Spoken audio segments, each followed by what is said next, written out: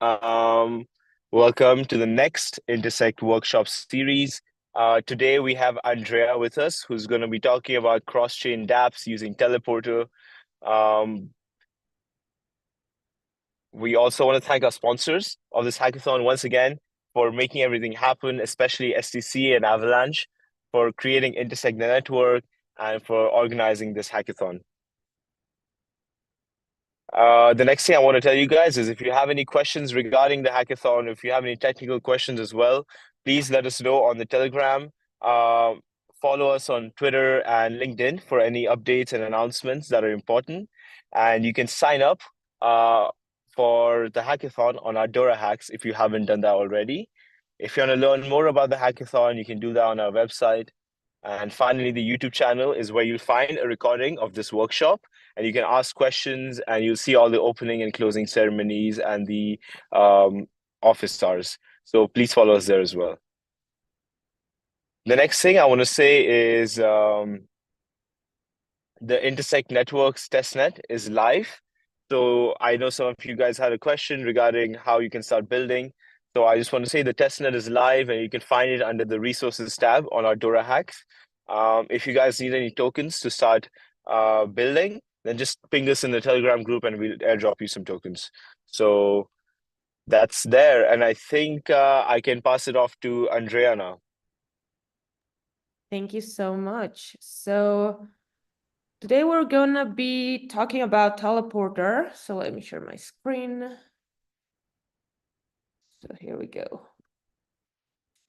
So first I'm gonna give a brief intro to what Teleporter is, what was actually just renamed to Avalanche Interchange Messaging. I'm saying this because some of the documentation that you might find will still keep the Teleporter name, and some of the mainly you will find Teleporter. This is going to be renamed to Avalanche Interchange Messaging. Anyway, so I'm Andrea Vargas. I'm part of the DevRel team. And my goal is basically just to make developers' life easier. So if there's any question that you might have, any feedback that you want to give us about how to make the tools easier for you or more valuable for you, please let me know so we can work with the tooling team so we can make these tools a little bit easier for you or more valuable as well. So a little bit about how we can, why we need performance, and why we need, why we need to communicate with other chains, and in the first place, why we need other chains, right? So to start with, we can measure some blockchain performance with, imagine we have a lot of transactions in a highway, and all of these transactions are going to get from one point to another. Well, when you send the transaction until the transaction is finalized, and finalized doesn't mean to be confirmed, but finalized, and this is going to be super important when we talk about cross-chain communication. But when you have one transaction and you send that transaction to the network, it gets first confirmed, and then after some time, or depending the protocol, it can take a little while or some time to actually be set on stone, which is what we call finalized. Even though that it is confirmed, it could be the case that it's not finalized yet. So for instance, and for this to be a little bit clearer, when we're talking about, let's say, Bitcoin processes blocks each time, each 10 minutes. But in order for you to be confident that that transaction won't be reverted, that block is going to be set there and is going to be part of the canonical chain, you will need to wait for around 5 to 6 blocks. That means around an hour in Bitcoin. That means some minutes in Ethereum. And Avalanche has the fastest finality to this point where there's no point back. So that concept of finality is going to be important, but there's also another thing, which is basically, you can imagine how long does it take to this car in the highway to get from point A to point B. And the other thing is the throughput. The throughput is what you can think of the numbers of lanes that you can have in the highway. Is the capacity of a highway or a system to actually process transactions, or in this case, how many vehicles it can handle. But the finality is how short or long is the road. So if you want to go from point A to point B, you can have this highway, which is short time to finality because it has like a straight line to the point A to point B, and you can have a high throughput because it has many lanes. But you can also have like a long time to finality and also low throughput because it's not having a lot of lanes. So that is basically like an analogy for you to understand what we are having here, right? So when we're talking about Avalanche layer ones, or previously called subnets, you will have like short time to finality, and you will have a lot of lanes, or you will have a lot of throughput or capacity for you to process transactions. In the case of Ethereum, you will have, in contrast with Bitcoin, that you will have just like a long lane. You will need to wait for a long time in order to actually process transactions. And it's not like it has a lot of capacity. It has just like it can process just a few transactions per second, right? So that is the capacity that we are talking about. But the idea is that when we want to include a lot of use cases that are coming from mainstream, and we want to take all that volume of transactions, you need to have a high throughput, short time to finality infrastructure for you to actually process those transactions. The thing is, there is no way one single chain can have all the traffic in one single chain. Why? Because at the end, it doesn't matter if your highway is 1,000 lanes wide, or it's or is ultra performant, or you ultra fast. The thing is that once you have one more application that saturates that resources, you will have some issue. So that's why we have the Avalanche layer ones, which is basically from the whole set of validator, you have different groups. So we will call in Avalanche the whole network of validators the primary network, which will be 3 chains working together for validated by the whole network. But you can also have your own layer ones that are validated by a custom set of validators. So this is basically having your own blockchain, your own performance environment, and your own it's basically having your own layer one. And something important is that there is some change in the network coming that will separate these, making the validators to be completely independent from the primary network. But as for now, as you can see, there's a lot of blockchains that will be living together in one single ecosystem, which is the Avalanche ecosystem, combining the throughput of multiple subnets and all having a short time to finality. So basically, this is the idea. Avalanche is not limited in the amount of L1s that can be launched on in Avalanche. So basically, this can scale as big as you want. You can have as many L1s as the system requires. And of course, all will be powered by these engine of Avalanche consensus and Avalanche. You can have basically everything that you will require for maintaining the short time to finality. So all your transactions will be processed in a fast way. So, and this is what I was saying about like having independent set of validators for validating each of these chains. But anyway, the why would you want to have these multiple chains? And then we will be talking about how to communicate this.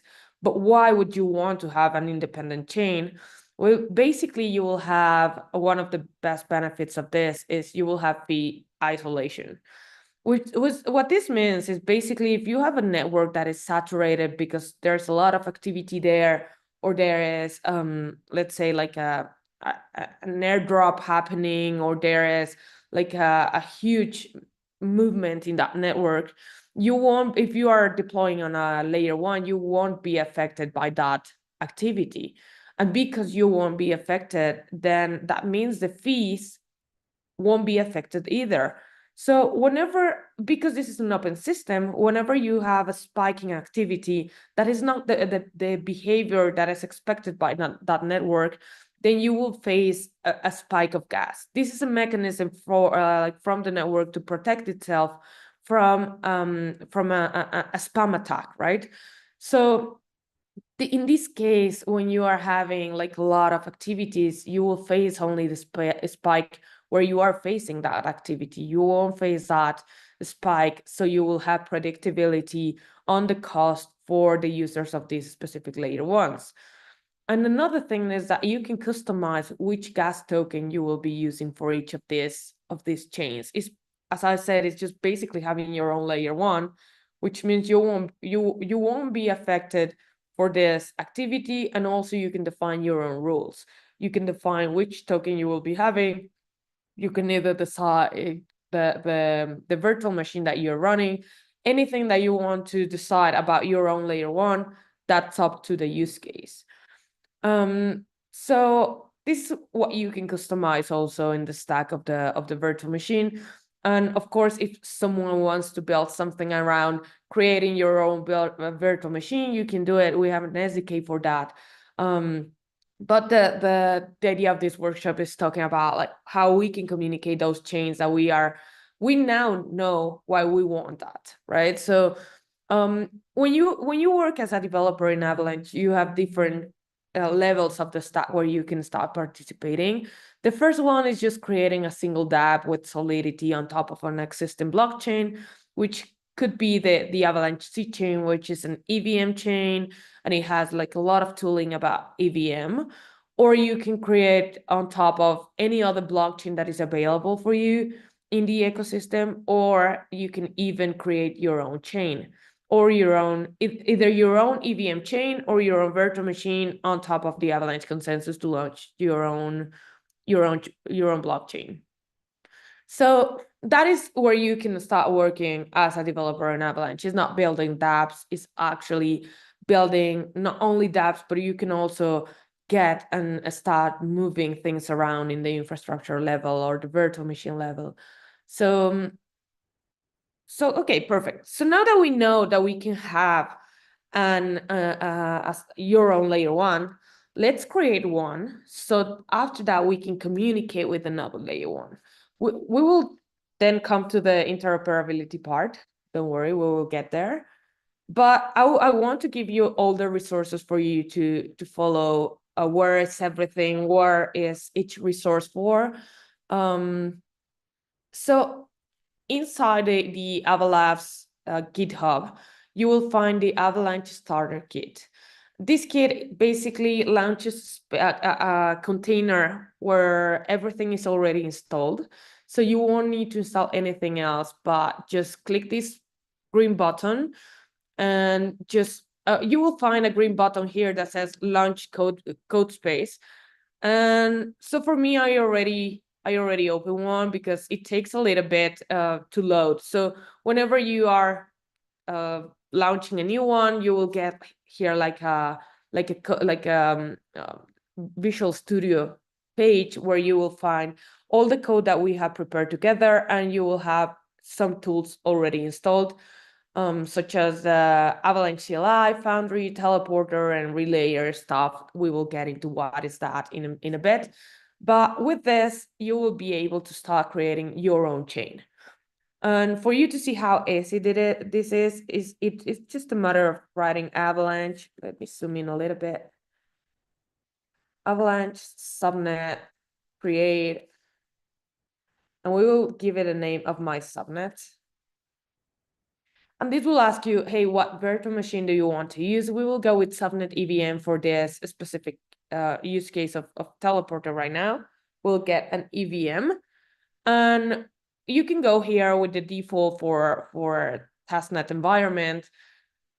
But if you want to mess a little bit with the configuration, you can play around with that stuff.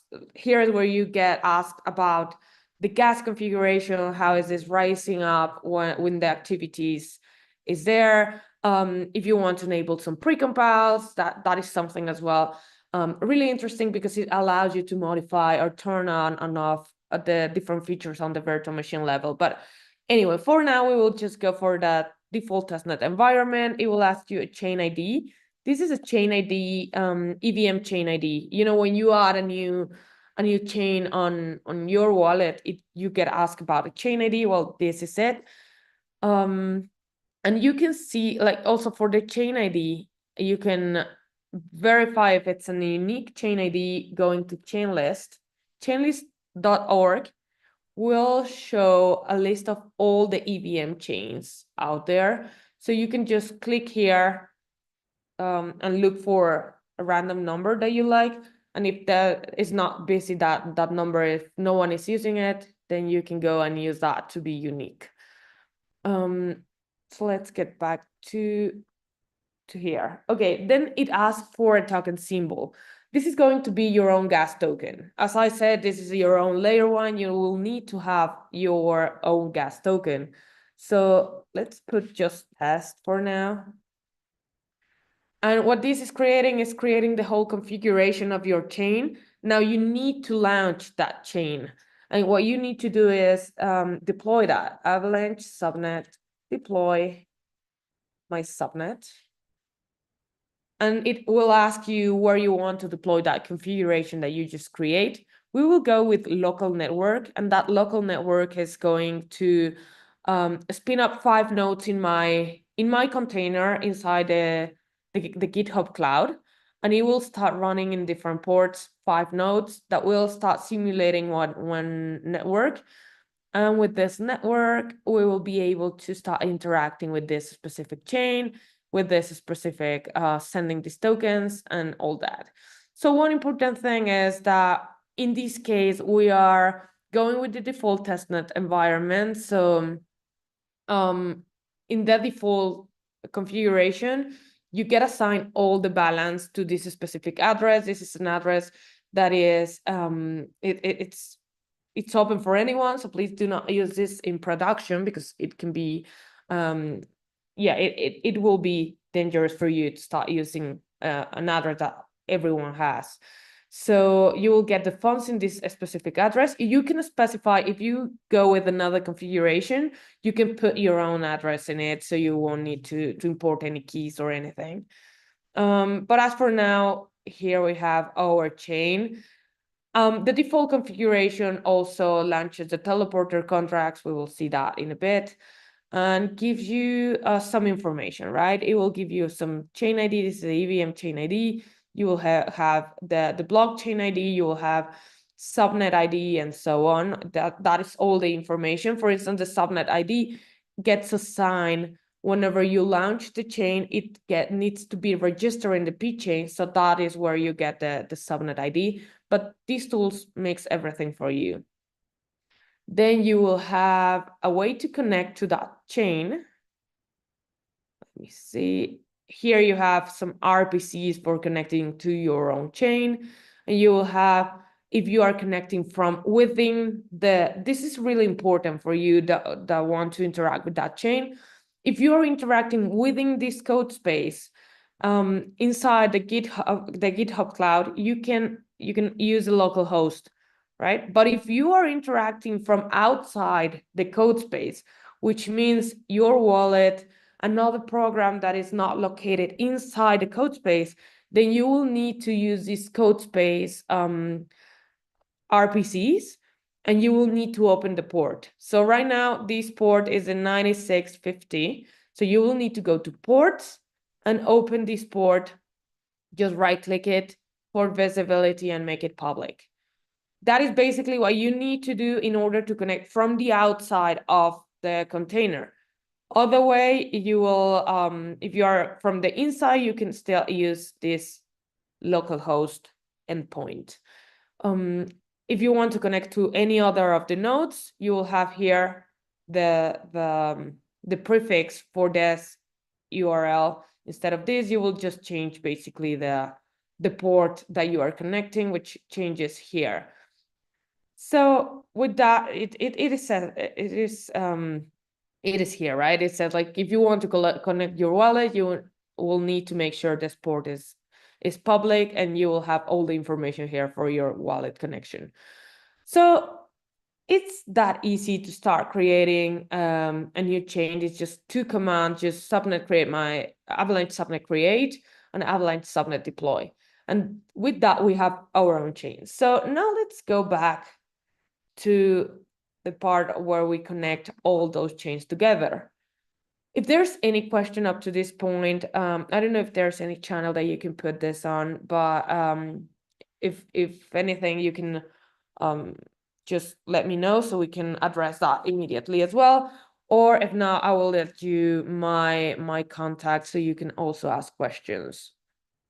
So okay, now let's go to interoperability. What we want to do is, now that we have one chain or we have two chains, we want to communicate one chain with the other one. And what this is just basically sending a message that something happened in one chain and receiving that message in another chain. The thing is that you need a proof that some event actually occurred. And that event, that proof that something occurred, is something that this chain need to trust, right? This chain needs to decide, yeah, I trust this message.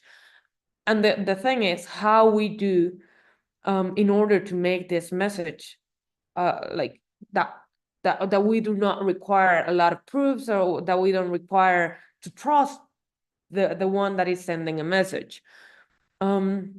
So and there's also another thing that is, I mentioned in a bit that finality is really important for you to start communicating different chains. So why? Because whenever you are having some event in chain A, you will execute potentially some function in chain B, right? In the destination chain. So for instance, let's think about bridging assets. Whenever you want to bridge one asset from A to B, you first will deposit that asset into source chain, into the chain A, and then a message will be sent to the destination chain, notifying the destination chain, hey, this asset has been deposited. You now need to mint some assets that represent those blocked in the source chain. So what happened if if the transaction is not actually final and the transaction gets reverted after the chain B gets notified of those funds being blocked? So basically that's a big issue, right? Because in that case, the event A will be reverted, that transaction or those assets won't be locked, and potentially the event in B is actually it already potentially mint those assets. So that's why sometimes when you can communicate different chains, you get different times of to bridge assets or to wait until that transaction is actually happening in the destination chain, because a good, well-designed bridge or a well-designed cross-chain technology will need to make sure that this event is actually finalized before it creates an action in the destination chain.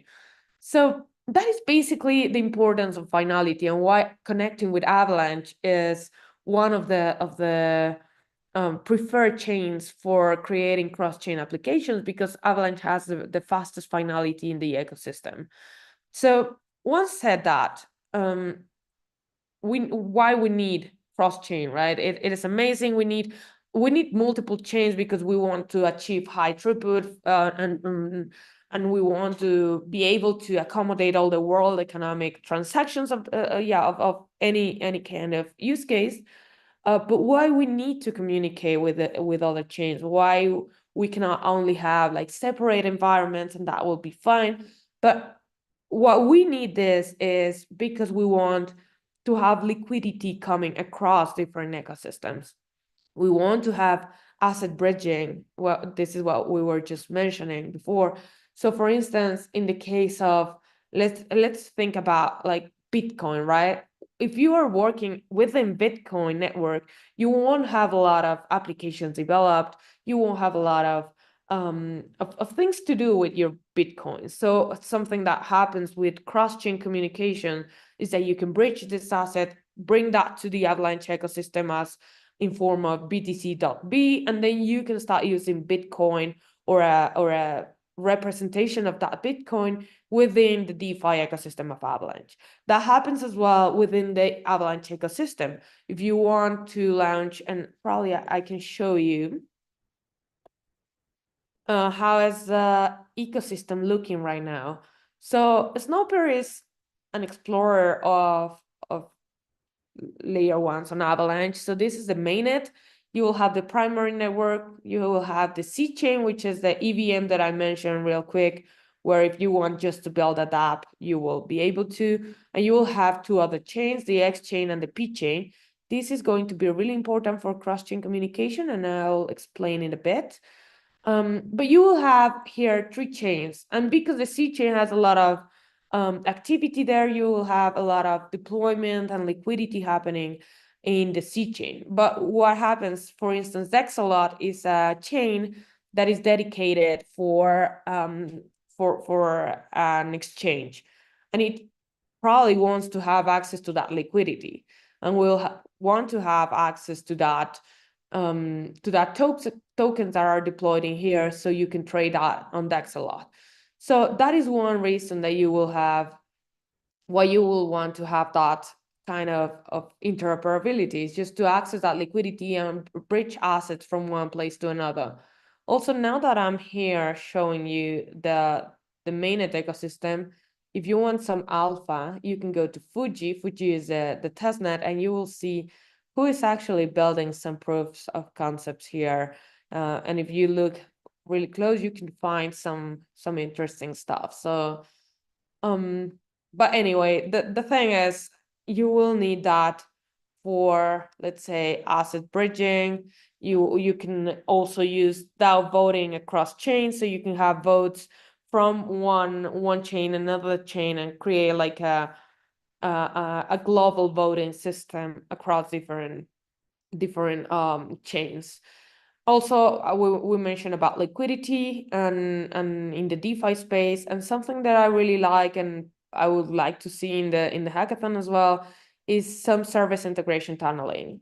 So what this means is, for instance, if you have and I'll put the example of Chainlink, because Chainlink is a service that is really used for a lot of applications out there. And Chainlink has their services only integrated on the C chain. And if there's, for instance, functions, or you have the price feeds, or you have any random generator or anything that is all only deployed on the C chain, what you can do is that data and sending that to your own layer one. So that way you won't require Chainlink to come and deploy their services on your chain, but you can also have access to those services via cross-chain communication protocol. And I really like this kind of usage of cross-chain interoperability, because it makes it easier for anyone to start using any service without the need of having a proper integration with all the stack of that provider. So one thing that we mentioned is like, okay, you need to receive a message, and in order to get that message, if you on the destination chain can trust that message, then you will be able to execute the transaction or the action that is that represent that action that happened in the source chain. But what makes us trust that message, right? What is the security warranty behind that? And what we do in Teleporter or the Avalanche interchain messaging is we use signature schemes about, like, when you have signatures, you will have different properties. You will have authenticity of the message, non-repudiation, and integrity. What this means is basically once you get a message, you can think of having a signature around that as a wrapper of the message. And that means this message will be you will warranty that this message hasn't been changed, that this message was signed from whoever says it signs the message, and you will have the thing that if you sign that message, you cannot say I didn't sign it, because there's no one else that has your signature. So just think of a security wrapper around that message that gives you these properties. And because and how this signature scheme works is that basically you can create you have three functions, right? You have generate keys that will give you a secret key and a public key. You can also use that secret key and a message to sign a message, and that will provide like this wrapper, like the signature, right? And you can also verify the signature and using the signature, the message, and the public key to verify if that message actually matches that public key and that signature. And it will return if it match or if it doesn't matches. So with this, that is basically the how a signature works. But what we use here in Avalanche is when you want to use a confirmation of something that happened, we want all the validators on the source chain to actually confirm that this actually happened. It doesn't matter if just one single signature comes in. If we want to communicate with a network that is validated by, let's say, 10 validators.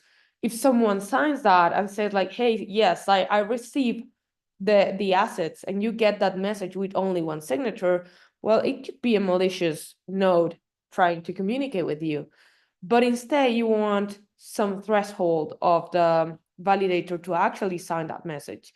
So in this case, you want 8 out of 10 signatures in order to accept that message as a valid message, in the sense of like it is signed by at least the amount of that I want to configure for communication. And this will give you, if you want, let's put a little bit numbers on it. If you have a short message that is 64 bytes, one signature is 48 bytes.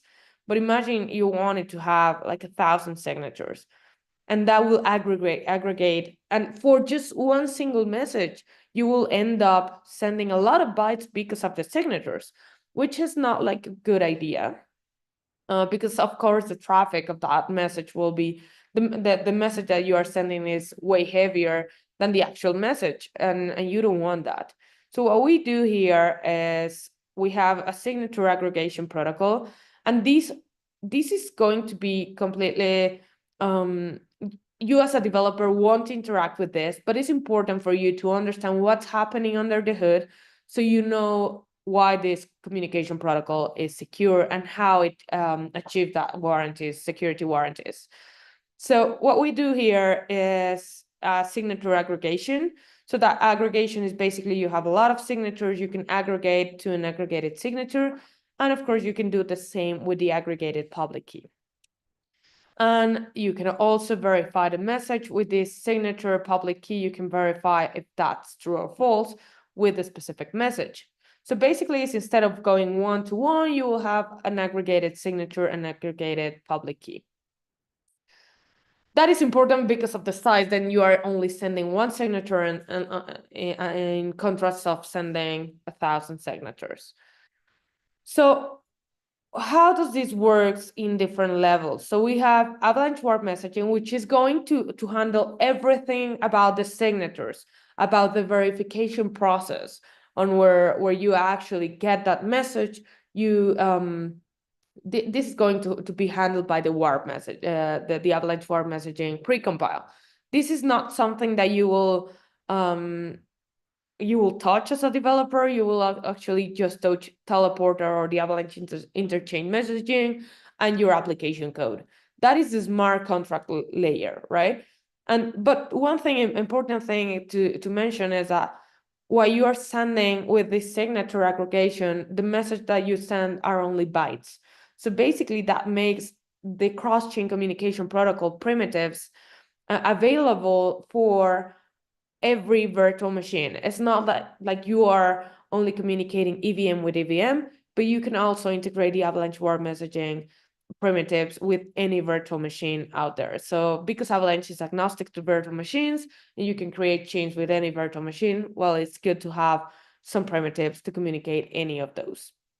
And with that, on top of that is Teleporter or Avalanche interchain messaging, which is just basically a wrapper around the Avalanche Warp Messaging for you to start interacting or sending cross-chain messages with a Solidity interface. So this Avalanche Warp Messaging I already talked about the signatures, but basically is that all of the validators that are out there right now validate the primary network. And that primary network is, the P chain is within that primary network. And the P chain is just a registry of nodes and keys and signatures. So that is, this node ID is the identifier of the node. Then you will have their own VLS public key. The VLS public key is part of these aggregation signatures that you can have. So you will have the public key of these nodes, and you will also have the weight of the staking that they are putting in the network. So with this, that is the P chain, right? And all of the validators have access to that information. So either if you're in the chain 1 or in the chain 2, you will have access to this registry. This is a common registry that they all validate. So whenever you're receiving a message, there is an Avalanche Warp message relayer that will take those. So you have a source chain, something happens, and the chain sends an on-site message, right? This is the on-site message. It sends that to someone. That someone doesn't need to be a trusted, because at the end, what you will trust is just the signatures.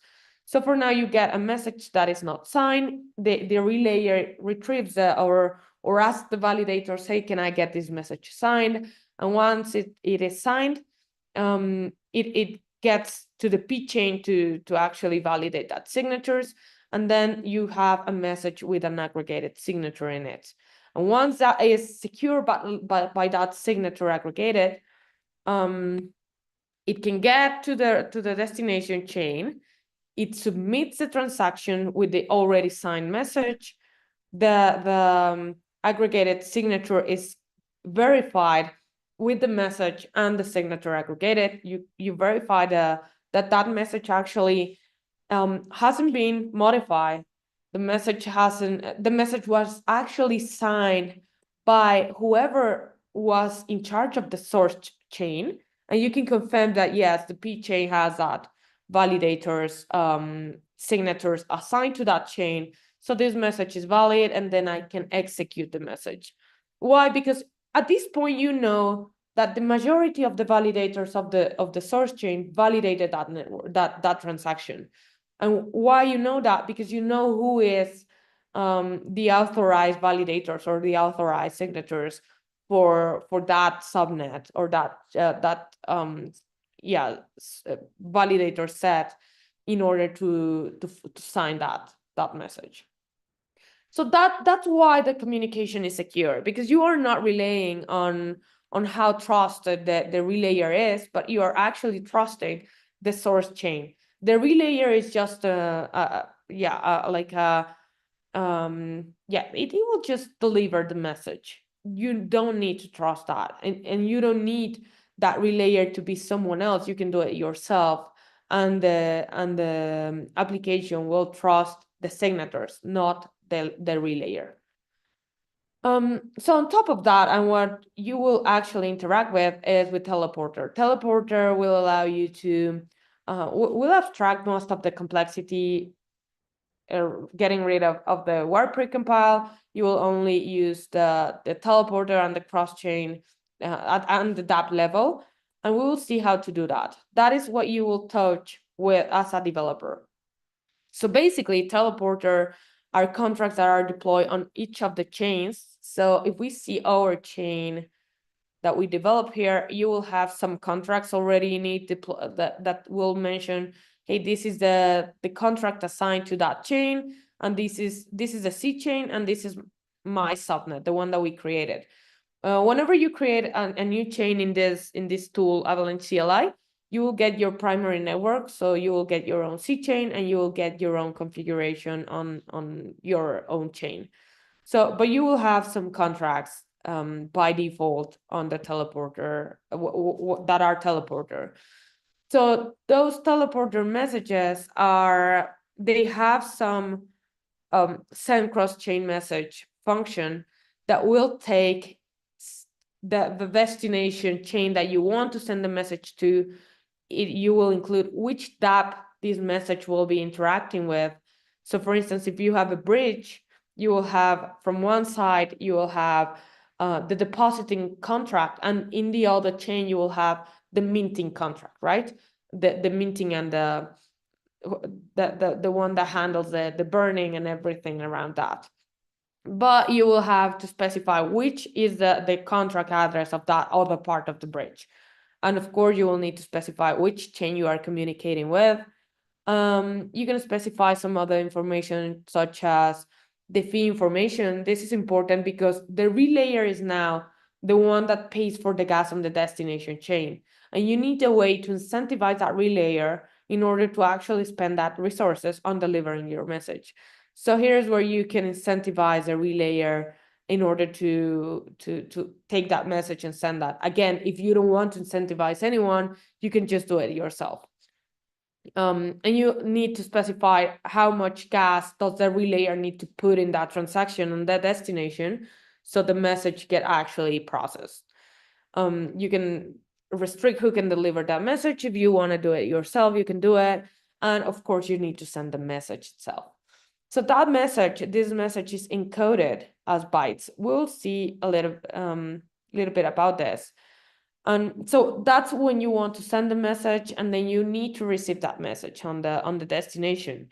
So that will implement the iTeleporter receiver, which is part of the contract, and it will just say, I will receive the message, and this is the information that it will get you, the origin chain ID and the sender address.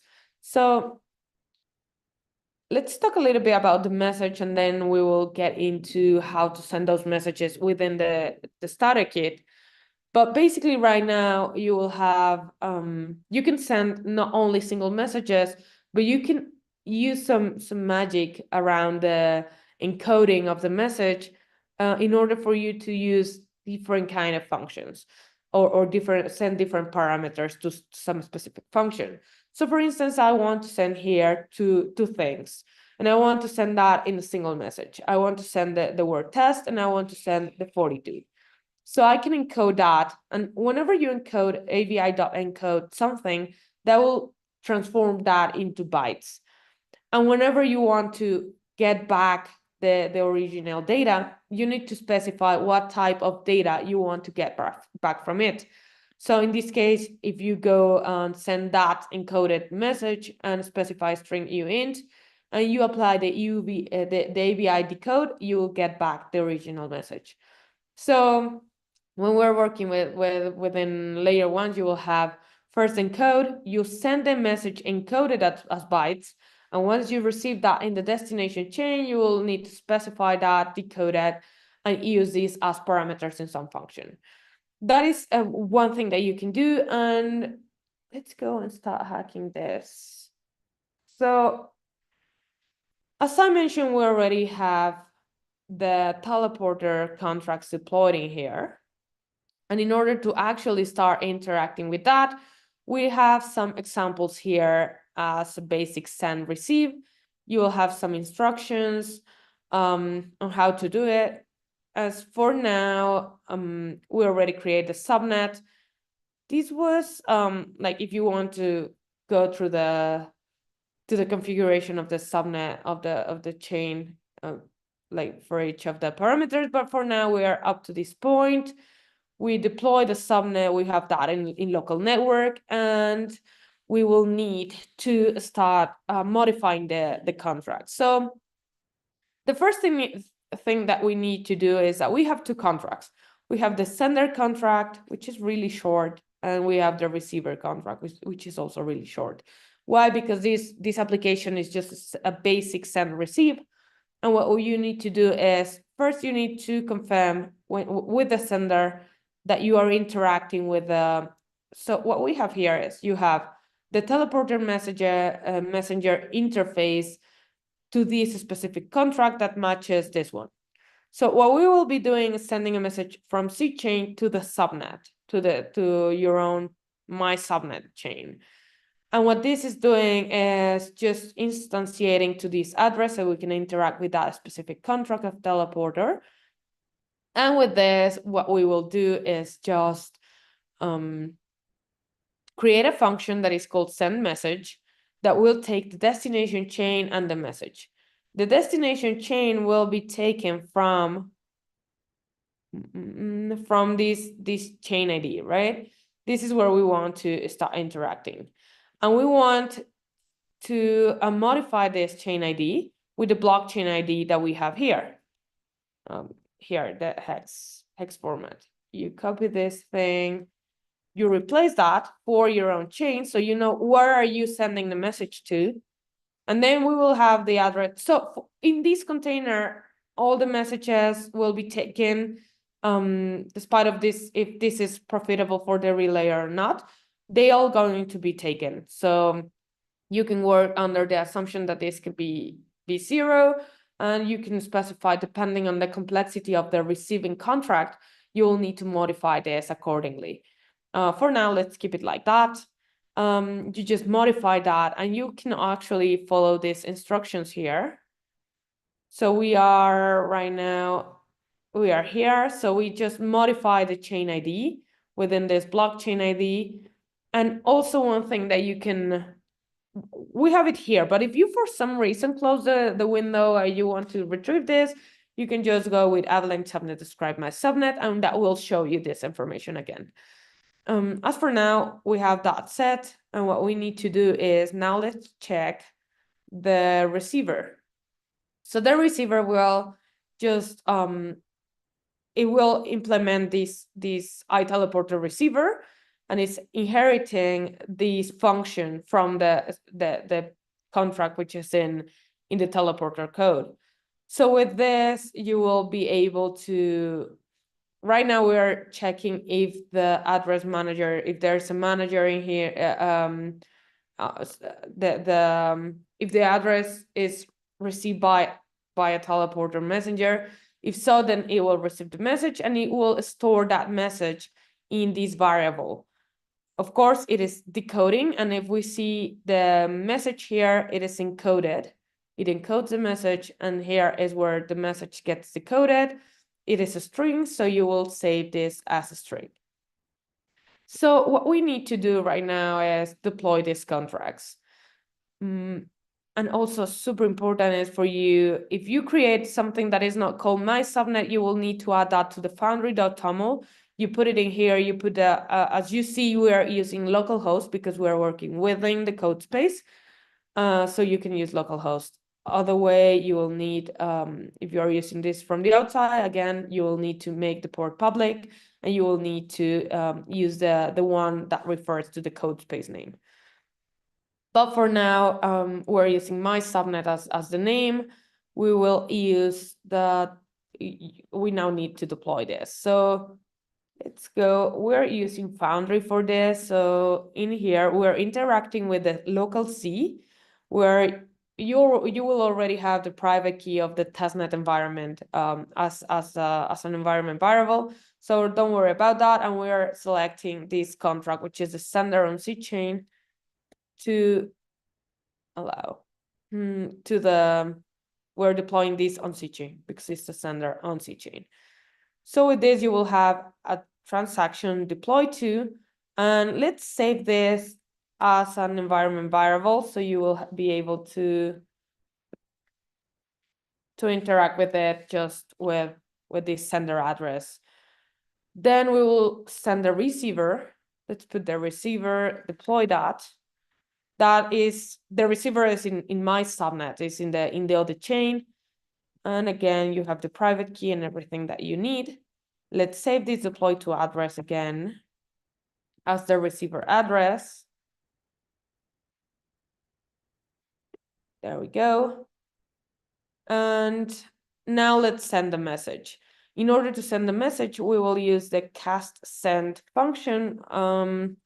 We will send a function, we will send a transaction to the local C, interacting with the sender address, calling the function send message with parameters address and string, and this will take the receiver address as you need to interact with this address, and you will use the message hello. We're saying which chain to send this in the contract where we send that, Of course, you can parameterize that, put it as part of the receiving parameters. But for now, let's just put it like that. And with this, you'll have a successful transaction. So whenever you retrieve that message, so in the background, what this does is it takes your own message, the relayer that is running in the background takes your message that is just pending now. It takes that, aggregates the signatures, do that everything on the background, takes that message and deliver that on the destination chain.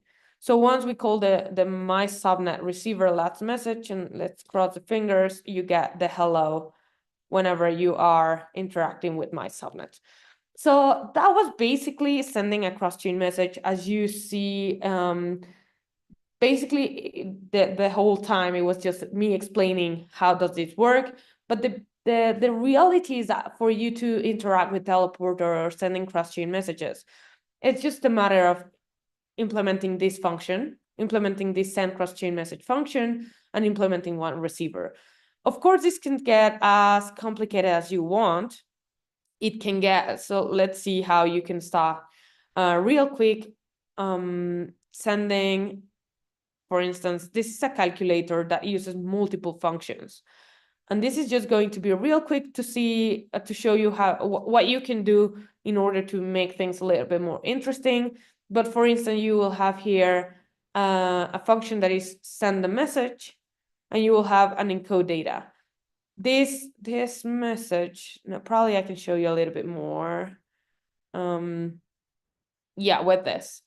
With this sender, you will have different functions. You want to have send a message that makes one specific function, another one that concatenates messages, and you can have different, this is like a more complete app that handles different functions. This is just sending a regular message, which that sends to numbers, and this one sends to strings.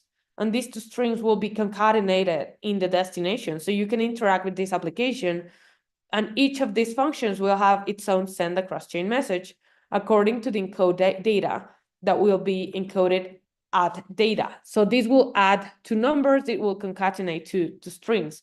And depending the type of function that you will be sending, you need to encode that in a different way. Because why? Because when you are encoding at data, you need to encode the parameters and then the function.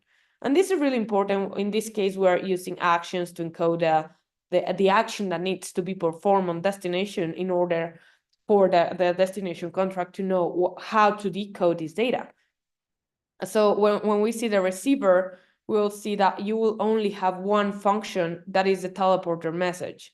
And you will have the functions to actually, let me put that this way, you will have two functions, the add function and the concatenate strings. But whenever you implement the receiver, you only have one receiver. So that way you will need to decide which action to perform or which of these two functions to call, depending the message that you are getting. So in that case, you will need to decode first the action, and then the parameters leave that on the side for you to act according to that type of action type. If you are decoding an action type that is called add, then you will decode that according to integers. If you are decoding that according to concatenate, you put that as strings. So that way you will know if you want to do an add or you want to do a concatenation. So that is just like putting some more layers on top of this own logic about how to decode encode parameters properly to interact with different functions across. And you can extend that a lot to mint assets, to do a lot of things. And we also have, it is called Avalanche Interchain Token Transfer, deploy on top of this, that it abstracts more the complexity away and creates more layers on top that makes you able to cross-chain assets in a more complex way than just creating that from scratch. But that's basically how you can start interacting with cross-chain application, but that you can start building cross-chain applications, and you can also create like two-way communication with sending round trips and all that stuff. And if you want to learn more about this, just real quick, it's just where you trust where it's load. It's just basically signatures in the source chain, the relay are aggregating this, and the destination chain verifying these signatures. The primary network or any other chain does not get any load. So it is not like bottleneck that you need to go to some specific chain to aggregate that signature. So that made that independent to any other process in the network, which makes it scalable and only concerning to those communicating. So yeah, there's something that is said that you cannot use any cross-chain communication protocol without a third party that is being trusted. But in this case, what you are trusting is the source chain and the B chain that is validated by not only you and the other chain, but also by all the validators across the network, which is a really trusted body that you already trust because you are part of it, and you are already trusting that source chain because in the first place, you are already communicating with that. So you are trusting that what happened in there. So if you want to know more, you want to follow across these exercises or the different exercises that you might want to, that are located in the starter kit. Here is the Academy, the Academy QR. You can start seeing that it's almost like the teleporter or the interchain Avalanche interchain messaging course is very similar of what we talked today. So we have courses there of any type that you can imagine. You have a lot of resources. You will have also a support chat that you can access there if you get stuck with anything. And of course, any feedback is welcome for us to improve this for other developers. So that's it. That's Teleporter. That's Avalanche interchain messaging. And if you have any question, again, I don't know if we have some channel for us to interact with for questions. There are some questions in the chat actually, if Oh, you great. wanna answer them. Let me Great. see. Give me a second. Chat. Okay, so it says about chainlink functions. I wonder if we could use TCP to connect between different EVM to, yes, and then connect to yeah, essentially connecting Intersect to a different blockchain completely. Yeah, absolutely. So yeah, if you the teleporter protocol or the Avalanche interchain messaging protocol allows you to communicate within the Avalanche chains. But if you want to communicate with something external, you will need to use something like TCP. So the thing is, you can get some data happening in Ethereum, let's say, to your own chain with this to like a multi-hop system, right? So CCIP to the C chain, which is where CCIP is integrated, and then C chain to your chain. So yeah, you can absolutely do that. And also the other way around, of course. You missed the beginning. Where can I find a person? I can the template. You mean this one, right? Okay, so for those that weren't here, starter kit. So inside the GitHub of Ava Labs, I can also put that in here, so you can have that. But for anyone, it's just under the Ava Labs GitHub. You will find for Avalanche Starter Kit. I think that if you look for Avalanche Starter Kit GitHub in your browser, this should show. And then you will need to go here in code, and you will find a green button that says Launch Code Space. And that, again, that will launch everything you need without you needing to install anything in a cloud, in a GitHub cloud container that is in here. So you can start coding right away without needing to install anything. How is it? Also, sorry, just one sec. Just one more thing. The resources are all on the Dora Hacks under the resources section. So including the all the toolings and the Avalanche starter kit. So we have that, all the links to that in the Dora hack. So if you guys want to check that out, we also have the links to all the CCIP and the chaining functions as well that Andrea talked about. So you can explore that as well. We have a workshop tomorrow on chaining functions by Chainlink. So that it'd be interesting to ask any questions related to Teleporter there as well. So maybe they can help you out on that end. So yeah, just that's what I wanted to add. Absolutely, absolutely. So there's a question about what are easy integrations of Teleporter from your point of view. So I think, I mean, it's easier once you understand how to like to send messages. It's just more about the complexity of the use case.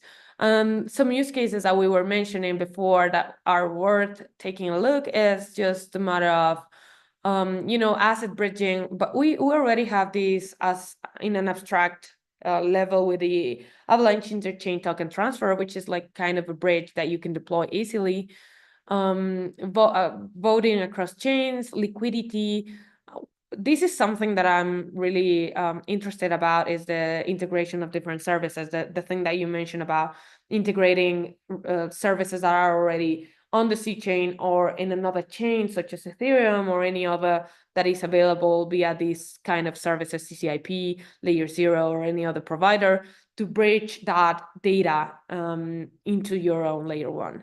So yeah, I think it's more about what you want to do. So for instance, we have seen in other hackathons, people creating some interoperability protocol to pay for subscriptions in one chain in order to enable you as a transaction, like in an allow list in some other chain, right? So it's kind of paying for a subscription or something like that that sends a message, interact with this, and enable you as a transactor. So we have seen a lot of things. It's more about what you can come with. Just what makes sense for your product or your application. So here it says for an L1, if they want to cross-chain interoperability, would it be a mix of Teleporter and CCP? Yeah, if you want to communicate from the to the outside of Avalanche, like to the outside of all these chains, if you want to go with Ethereum or any other chain that has that is supported by CCRP or Layer 0, then you can communicate from the outside to the C chain, which is located here, and then from the C chain to the Layer 1. But yeah, for C chain on the subnet or your own chain, you can use Teleporter. You won't be able to use CCIP because unless it is available on your Layer 1. But if you are building your own Layer 1, it won't probably have the integration with those services, and that's why you need to use the C chain as the point for tunneling this data. I But think yeah, that's it. yeah, absolutely. If there's any question, I will. There's another question. The relayer token balance on L1. So we need to put up the L1 gas token, and so that is happening when you do this within this tool. Whenever you deploy that chain, it all handles that for you. So you will see the balances of the token. You will see different addresses that get funded. So this is the deploys that will have the some balance as well for that. So don't worry about that. The relayer will handle everything. And this is, of course, in a test environment, in a local environment. So you won't need to worry about that. But yeah, basically, if this relayer is going to handle everything. So it will deliver the message, it will pay for the gas. So in the real life, you will need to make sure this relayer has enough gas token for this destination chain. But for now, don't worry about that. Just put that and assume the message is going to be delivered, because it will be if you are running the relayer, which is running by the default configurations of your on the static kit. So don't worry about that. But yeah, this needs to have the gas token of the destination chain. That's a good question as well. So seems that's it. If anything, I will let you my I leave here my Telegram in the chat, so you can contact me whenever you need or you have any questions. If you get to the academy, again, I'll put the QR code here. This QR code will send you to the academy, which is also this site, academy.avax.network, and you will find different courses here. And inside this is the Avalanche Interchange messaging, and in here you will find also the Telegram course chat, where you will be able to find us in the DevRel team to support you with any question as well. Awesome. Also, we have our own Telegram, and we have Amazing. Usman and Ashutosh in there as well. So if you guys have any questions, you can tag them in the chat, and I'm sure they will also help you out. And yeah, thank you so much, Andrea. I think that's it, right? Absolutely. Thank you so much for everything, and thank you all for joining. If you have any question, looking forward to support you in the chat. Thank you so much.